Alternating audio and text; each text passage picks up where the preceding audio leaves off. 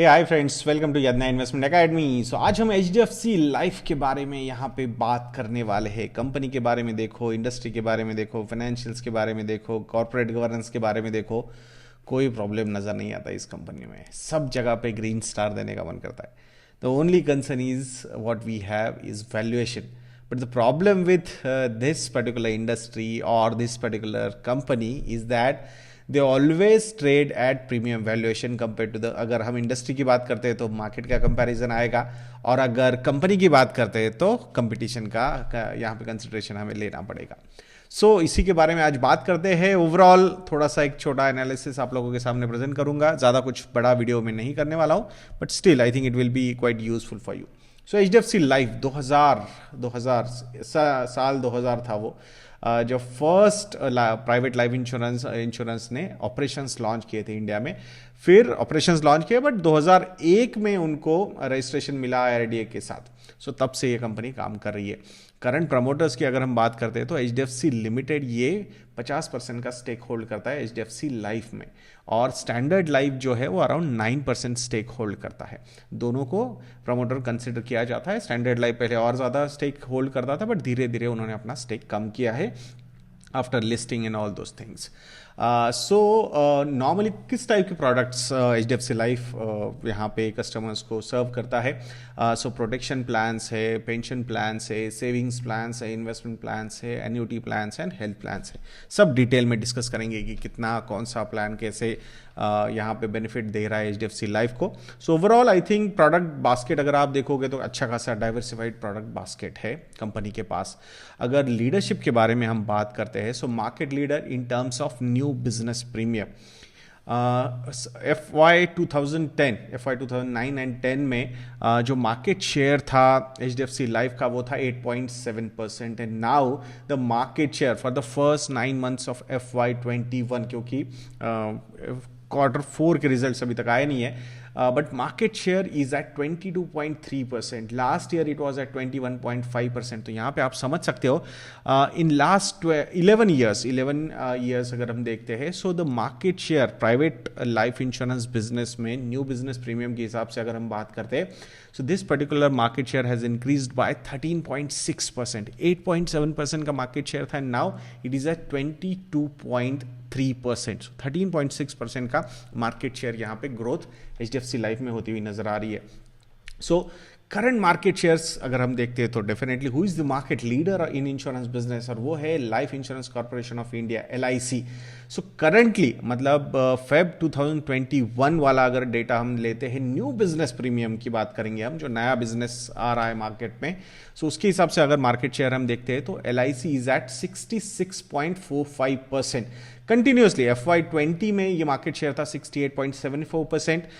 FY 21 9 months of FY 21 की अगर हम बात करते हैं, यानी कि दिसंबर महीने तक के नंबर्स अगर हम देखते हैं, so market share was down to 68.5%, and now 68.05%, and now that is फरवरी 2021 तक का, जब तक का डेटा सामने आया है। सो न्यू बिजनेस प्रीमियम में LIC का मार्केट शेयर है 66.45%। सो ये काफ़ी मतलब डाउनवर्ड ट्रेंड LIC की तरफ नजर आ रहा है। And who is the beneficiary of this? Obviously private life insurance companies. तो from 31.26% in FY 20 to 31.95% in first 9 months of FY 21, and 33.55% as of Feb 2021. तो यहाँ पे private life insurance companies are increasing their market share for good. HDFC life की अगर हम बात करते हैं, so from 6.72% in FY 20 to 7.35% in Feb 2021। तो यहाँ पे अराउंड 0.6% से 0.63% से मार्केट शेयर HDFC लाइफ ने इंक्रीज किया है। अच्छा, ये अकेला कर रहा है क्या? नहीं, I think SBI life is also doing the same thing from 6.41% to 7.69% in last 1 year's time. They have also increase their market share overall. मैं टोटल पूरे लाइफ इंश्योरेंस बिजनेस की बात कर रहा हूँ, और वो भी न्यू बिजनेस प्रीमियम की हम यहाँ पे बात कर रहे हैं।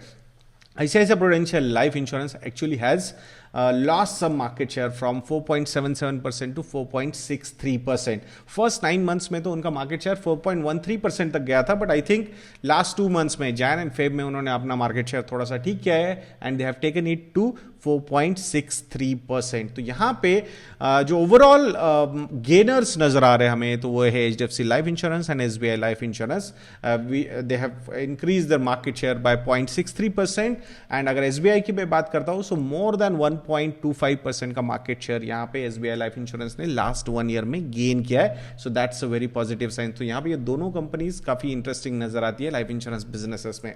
सो HDFC लाइफ की अगर हम बात करते हैं, so what is their core strength? So I think diversified product mix and distribution mix is their quite good. Core strength हम बोल सकते हैं. सो न्यू बिजनेस मार्जिन की अगर हम बात करते हैं, सो 26% का न्यू बिजनेस मार्जिन इनका यहाँ पे है. What is new business margin? Profit margin on new policies issued during the period, so which is at 26%.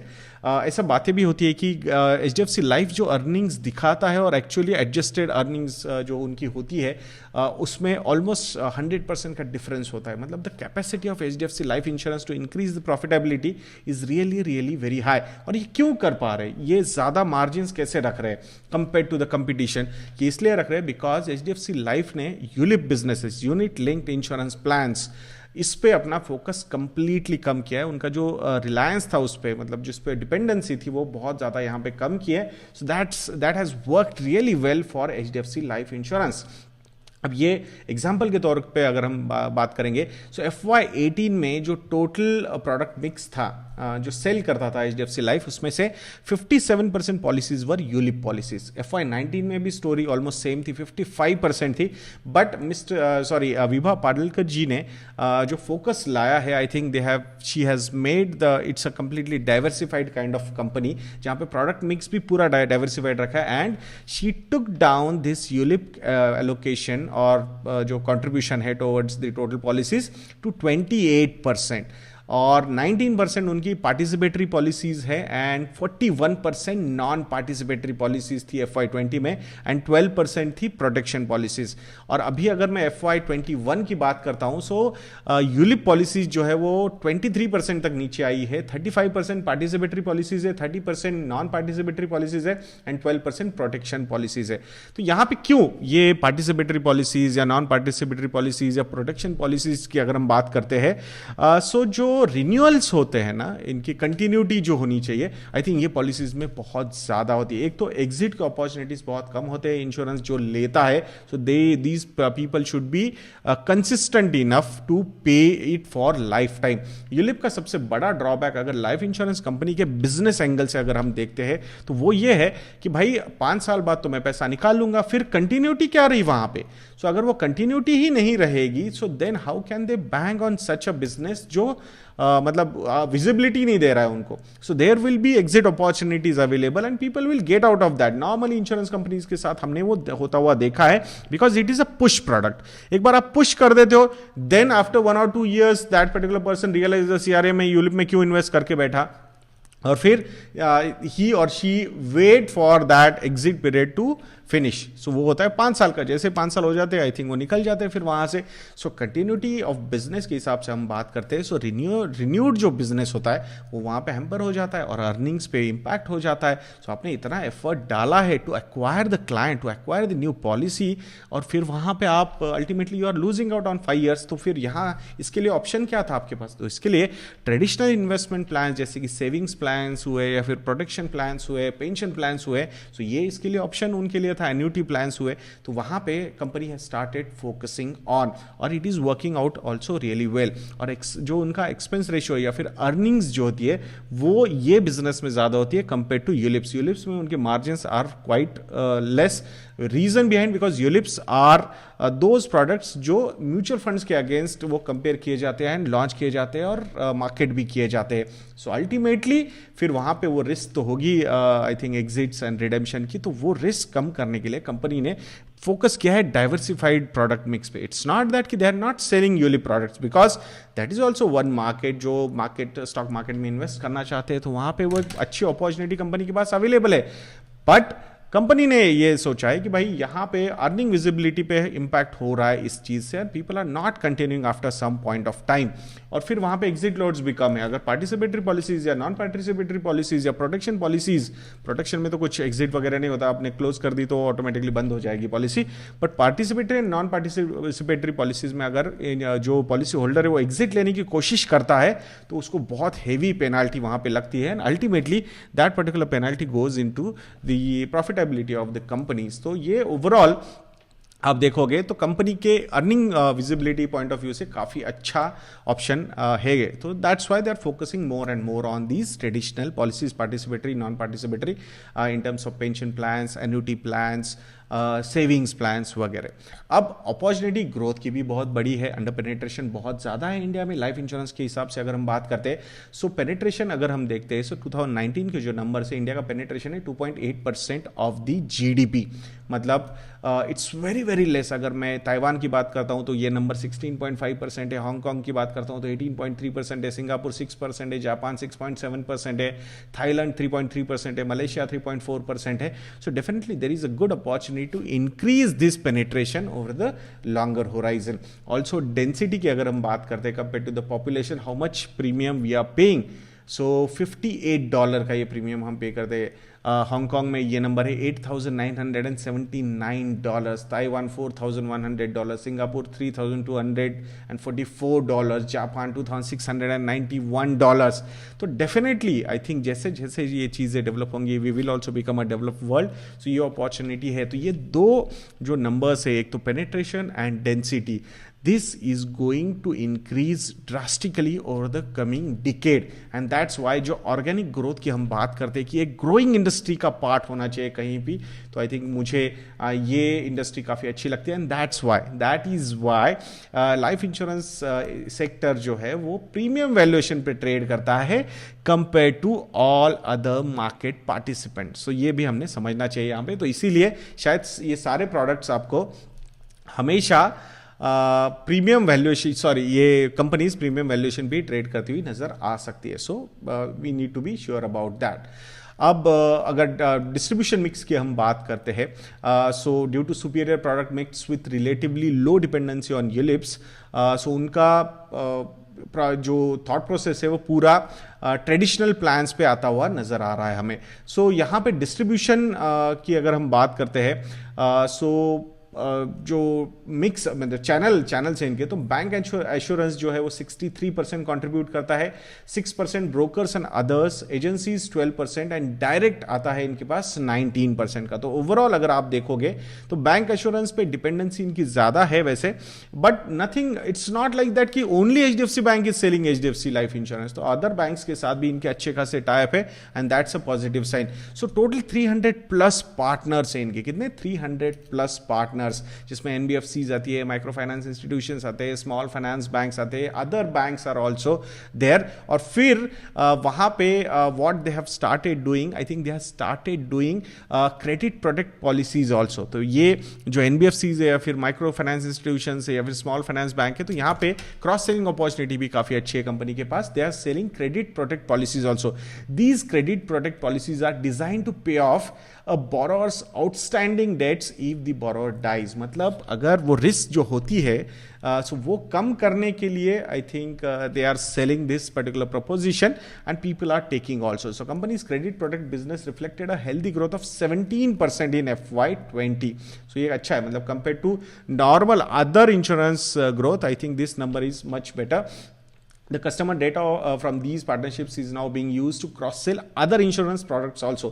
So एक बार आपने ये प्रोडक्ट उनको बेच दिया तो आपके पास सारे डिटेल्स तो आ गए, तो वहाँ पे आप आपके बाकी प्रोडक्ट्स भी बेच सकते हो ना, जो सेविंग्स प्लान्स है, प्रोटेक्शन प्लान्स है, एन्युटी प्लान्स है, पेंशन प्लान्स है, वो सारे प्रोडक्ट्स आप उनको बेच सकते हो। सो दैट इज, तो वो एक उनको एडवांटेज है।